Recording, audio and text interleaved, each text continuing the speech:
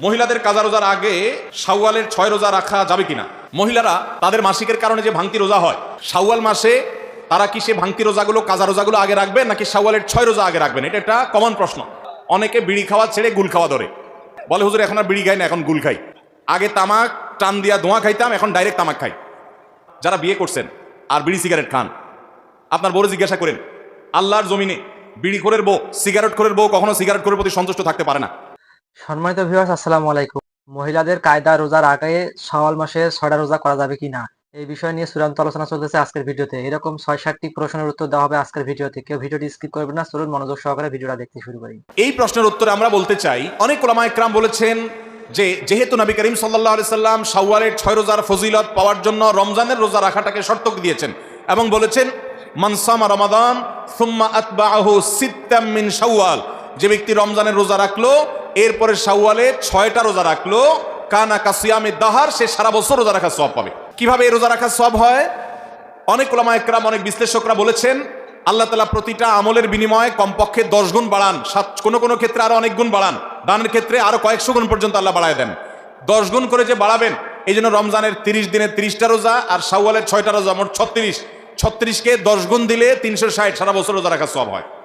তো এই জন্য শাওয়ালের 6 রোজা রাখতে হবে। এখন কথা হলো, নবী সাল্লাল্লাহু আলাইহি সাল্লাম কিন্তু বলেছেন যে রমজান রোজা রাখলো এরপরে শাওয়ালের 6 রোজা রাখলো, তার জন্য সারা বছরের সওয়াব। তাহলে এখানে রমজান রোজা রাখার পরে 6 রোজা রাখার কথা বলা হয়েছে। এই জন্য অনেক উলামা ইকরাম বলেছেন মহিলারা তাদের ভাঙতি রোজাগুলো আগে রাখবে, তাহলে রমজান রোজা রাখা হয়ে গেল, এরপরে শাওয়ালের 6 রোজা রাখবে। এটা একটা মত। তবে আরেকটা মত হলো, শাওয়ালের 6 রোজা যে ভাঙতি পড়েছে এর মানে এই না যে তিনি রমজান রোজা রাখেন না, তিনি রমজান রোজা রাখছেন। এগুলো তো আল্লাহর নির্দেশের কারণে তিনি রাখতে পারেন না, যেহেতু তিনি অসুস্থ মাসিক। তো এই জন্য তিনি এগুলো পরে রাখলেও শাওয়ালের 6 রোজার সওয়াব তিনি পাবেন। কারণ শাওয়ালের 6 রোজা তো শাওয়াল মাসে না রাখলে আর হবে না, পরে রাখলে আর হবে না, কিন্তু এই কাজাগুলো তো পরে রাখলেও আদায় হবে। তো উত্তম হলো কাজা আগে করে যদি শাওয়ালের 6 রোজা রাখতে পারেন সবচেয়ে উত্তম, না পারলে অন্তত শাওয়ালের আগে রেখে কাজাগুলো পরে রাখলেও আশা করতে পারেন আল্লাহ তাআলা শাওয়ালের 6 রোজার ফজিলত দিবেন। রমজানে মা বোনদের জন্য স্পেশাল কোনো আমল আছে কিনা জানালে উপকৃত হতাম। মা বোনরা রমজানে বিশেষ কোনো আমল যেটা পুরুষদের জন্য প্রযোজ্য না, তারা করতে পারেন কিনা? এর উত্তর হলো, মা বোনরা তারা ইফতার তৈরি করেন, সাহরি তৈরি করেন, বেশিরভাগ ফ্যামিলিতে তারাই করেন। অতএব তারা এই কাজগুলোর ফাঁকে ফাঁকে ইবাদত বন্দেগী করবেন এবং সেই সাথে রোজাদারের খেদমতের নিয়তে তারা যদি করেন যে রোজাদারকে ইফতার করালে ইফতার করার সওয়াব পাওয়া যায়, আমি তাদের ইফতারের ব্যবস্থা করছি, আয়োজন করছি, অতএব আল্লাহ আমাকে যেন আজর দান করেন, সওয়াব দান করেন। রোজাদারের খেদমতের নিয়ত যখন করবেন তারা আল্লাহর কাছে এটার জন্য এক্সট্রা বেনিফিট এবং সওয়াব লাভ করবেন। সেই সাথে তাদের বাসার পুরুষদেরকে মসজিদে পাঠিয়ে দিবেন জামাতের সাথে নামাজ পড়ার জন্য, উদ্বুদ্ধ করবেন, বাচ্চাদেরকে নিজেদেরকে কোরআন তেলাওয়াতের মধ্যে রাখবেন। এই কাজগুলো ঘরোয়াভাবে তারা করবেন, এগুলো তাদের রিলেটেড বিশেষ কাজ। এর বাইরে মহিলা হওয়ার কারণে আলাদা কোনো আমল নাই। তবে আমাদের যে সমস্ত বোনরা রমজানে মাসিক অবস্থায় থাকেন, ওই অবস্থায় তারা কি আমল করবেন? সেই অবস্থায় তারা জিকির আজকার করতে পারেন, দোয়া দুরূদ পড়তে পারেন, ইস্তেগফার করতে পারেন, ইসলামিক বই পুস্তক পড়তে পারেন। তারপর রোজাদারের খেদমত সহ অন্যান্য কাজ তো করবেনই। আর যেগুলো তিনি করতে পারতেছেন না, নামাজ পড়তে পারতেছেন না, রোজা রাখতে পারতেছেন না, এগুলোর জন্য আল্লাহ তাআলার কাছে তিনি সুস্থ থাকলে যেহেতু করতেন, অতএব অটোমেটিক সওয়াব পেয়ে যাবেন। ছোট বাচ্চা থাকাকালীন যদি আবার বাচ্চা পেটে আসে, তাহলে কি বাচ্চা নষ্ট করা যাবে? বাচ্চা নষ্ট করা যাবে না ভাই, এটা খুব জঘন্য অপরাধ। গর্ভস্থ সন্তান নষ্ট করা জাহিলি যুগের মানুষের দুঃস্বভাব, এটা যাবে না, এটা খুব হারাম, বড় ধরনের কবিরা গুনাহ। বাচ্চা আপনার যদি এরকম হয় যে একটা বাচ্চা আছে, আরেকটা বাচ্চা আল্লাহ তাআলা গর্ভে মাতৃগর্ভে দিয়েছেন, অসতর্কতা বশত বা যেভাবে হোক, আপনার হয়তো এখন বাচ্চা হলে সমস্যা হতো, তাও আল্লাহর ফয়সালা হয়ে গেছে, তাহলে আপনি এই অজুহাতে যে বাচ্চা আরেকটা আছে একটু কষ্ট হবে, এই ঠুনকো অজুহাতে আপনি গর্ভস্থ ভ্রূণ হত্যা করতে পারবেন না, সেটা আপনার জন্য জায়েজ হবে না। যদি এমন হয় যে এই গর্ভস্থ ভ্রূণ নষ্ট না করা হলে মায়ের জীবন রিস্কের মধ্যে পড়তে পারে এবং সে রিস্কটা ঠুনকো না, বরং বিশেষজ্ঞ ডাক্তারদের প্রায় সবাই একমত যেটা বড় ধরনের রিস্ক আছে মায়ের জীবনে, এরকম যদি হয় তাহলে সেক্ষেত্রে সেটা নষ্ট করতে পারবেন, তাও হার্টবিট আসার আগে আপনার মায়ের জীবন রক্ষার প্রয়োজনে সেটা করা যেতে পারে। আমার বাবা সিগারেট এবং বিভিন্ন ধরনের ধূমপান করে, আমার বাবা এই মাহফিলে আছেন, এগুলো আসক্ত থেকে মুক্ত পায় সে সম্পর্কে কিছু ব্যাখ্যা জানতে চাই। আলহামদুলিল্লাহ, আসামি নিয়ে হাজির বাপ ছেলে। ভাইরা আমার এবং বাবারা আমার, যারা ধূমপানের আসক্তিতে আছেন, রমজান মাস আপনাদের এই অপরাধ, এই গুনাহ এবং এই বদঅভ্যাস ছাড়ার জন্য বিরাট বড় সুযোগ। ধূমপান করছি, এটা আমরা স্বাস্থ্যের জন্য ভালো না খারাপ? খারাপ। এটা আমাদের স্বাস্থ্যে এর কারণে কোনো লাভ হয় না ক্ষতি হয়?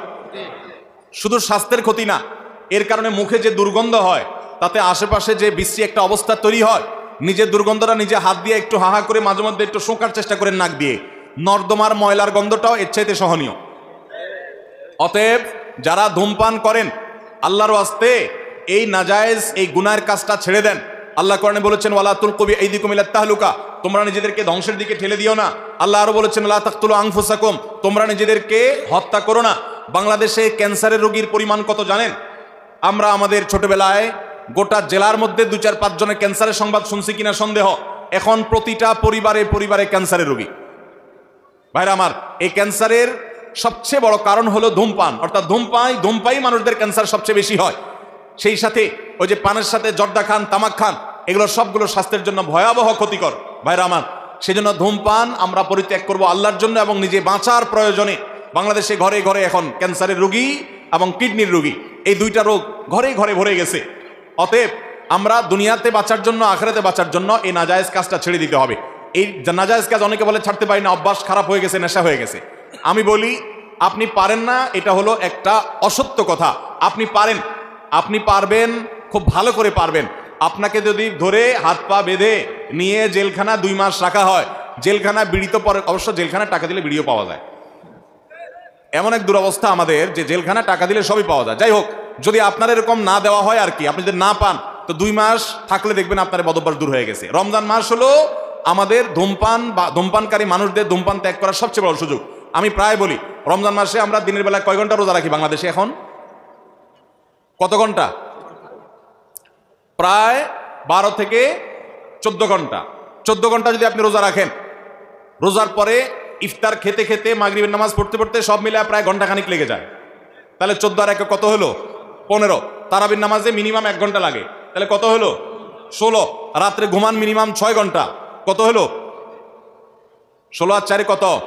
22। আর থাকে 2 ঘন্টা। এই 2 ঘন্টা ভিতরে ওই যে সাহারি খেতে উঠেন সেখানে 1 ঘন্টা ধরেন, আর 1টা ঘন্টা শুধু কষ্ট করলেই ধূমপান ত্যাগ করা সহজ। কারণ 23 ঘন্টা তো আপনি এঙ্গেজ, ঘুমায় তো আর বিড়ি খেতে পারবেন না, তারাবি পড়তে যায় তো বিড়ি খেতে পারবেন না, ইফতারের সময় আপনি বিড়ি খেতে পারবেন না। অবশ্য অনেক বিড়ি করে ইফতার দিয়া, বিড়ি দিয়ে ইফতার করে।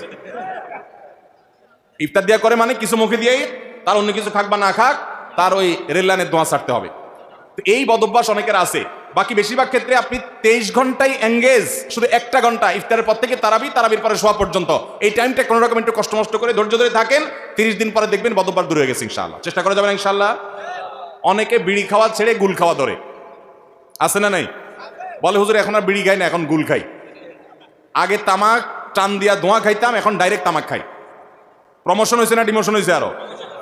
আল্লাহ আমাদেরকে এই সমস্ত গুনাহের কাজ ছাড়ার তৌফিক দান করুন। এই গুনাহের কাজ বদভ্যাস ছাড়বো তো ইনশাআল্লাহ। ভাইরা আমার, যারা বিয়ে করছেন আর বিড়ি সিগারেট খান, আপনার বউরে জিজ্ঞাসা করেন, আল্লাহর জমিনে বিড়ি খোরের বউ, সিগারেট খোরের বউ কখনো সিগারেট খোরের প্রতি সন্তুষ্ট থাকতে পারে না। বিশেষ করে যে ভাই বিড়ি খান, তাদের স্ত্রী কিন্তু কখনোই তার উপরে সন্তুষ্টি হন না। এই বিষয় নিয়ে আলোচনাটা চলবে। আপনি শাড়ি চুড়ি দুনিয়া দিয়া ভরায় ফেলান, কিন্তু আপনার মুখের যে দুর্গন্ধ, এটা বেচারির জন্য জীবন্ত জাহান্নামের মতো। আল্লাহ তাআলা আমাদের এই নোংরা জিনিসটা ছাড়ার তৌফিক দান করুন। এটা যেন সৎ সাহস লাগবে, সৎ সাহস। বলে হুজুর আমি পারি না। পারি না মানে? কোন দোস্তরে পুলিশ ধরে ভালো করে কয়েকটা মাইর দিছে, বলে দোস্ত এত মাইর দিলে তুই খাইলি কেমনে? বলে তোরে যদি ধরে দিত তুইও পারতি। ঠেলা পড়লে সবাই পারে। অতএব হিম্মত করলে পারি না এমন কাজ খুব কম আছে, চেষ্টা করবো তো ইনশাআল্লাহ। আজকের মাহফিলে ধূমপান ত্যাগ করার নিয়ত করছেন আজকের আলোচনার পর, এমন কোন আল্লাহ বান্দা থাকলে হাত তোলেন। মাশাআল্লাহ মাশাআল্লাহ। আপনারা সবাই আগে ধূমপান করতেন, এখন হাত নামে গেছে। ওই যে টুপিওয়ালা ভাই, ওনাকে আপনারা বকতেছেন কেন? আপনি ধূমপান করবেন না? হ্যাঁ, আগে থেকে খান না? দূর ভাই, তো আপনি হাত তুলছেন কেন? ধূমপান কেউ ত্যাগ করার নিয়ত করছেন এমন কেউ আছেন? ওই ভাই ত্যাগ করছেন? আগে খাইতেন ধূমপান, বিড়ি খাইতেন আগে, মাঝে মাঝে, আর খাবেন না ইনশাআল্লাহ? নিয়ত করছেন? পাক্কা নিয়ত? মাশাআল্লাহ, নারায়ে তাকবীর, নারায়ে তাকবীর। এই ভাইয়ের জন্য একটা পুরস্কার আছে আমার তরফ থেকে। আপনি আস্তে আস্তে এদিকে আস্তে আস্তে চলে আসেন, আমরা চুপচাপ পুরস্কার দেবো, আমরা বলবো না যে এই জন্য দিচ্ছি, আপনি চুপচাপ আসেন ভিতরে। আপনাদের সাথে যে প্রশ্নটা ছিল 6 থেকে 7টা প্রশ্নের অ্যান্সার দেওয়া হবে, তো সম্পূর্ণ অ্যান্সারগুলো এখানে দেওয়া হয়ে গেছে। দেখুন এখানে সম্পূর্ণ বিষয় তুলে ধরা হয়েছে। আপনারা চেষ্টা করবেন সবসময়ের জন্য যে আপনাদের শাওয়াল মাসে 6টা রোজার আগে আপনার বাকি রোজাগুলো করার। আর যদি করতে না পারেন তাহলে আপনি এগুলো পরবর্তী সময় করতে পারবেন, কিন্তু শাওয়াল মাসের রোজাটা শাওয়াল মাসে আদায় করতে হবে। এটা কিন্তু এই মাসের ফজিলত আপনি এই মাসেই নিয়ে নিতে পারবেন।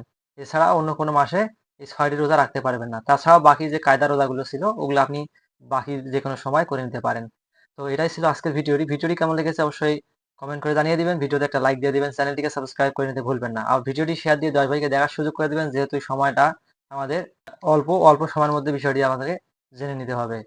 তো ভালো থাকবেন, সুস্থ থাকবেন। দেখা হবে বরাবরের মতো পরবর্তী ভিডিওতে। আপনাদের শরীরের সুস্বাস্থ্য কামনা করে বিদায় নিচ্ছি আমি মোহাম্মদ জাকিরুল ইসলাম। এতক্ষণ অবধি ভিডিওটি দেখার জন্য আপনাদেরকে অসংখ্য ধন্যবাদ।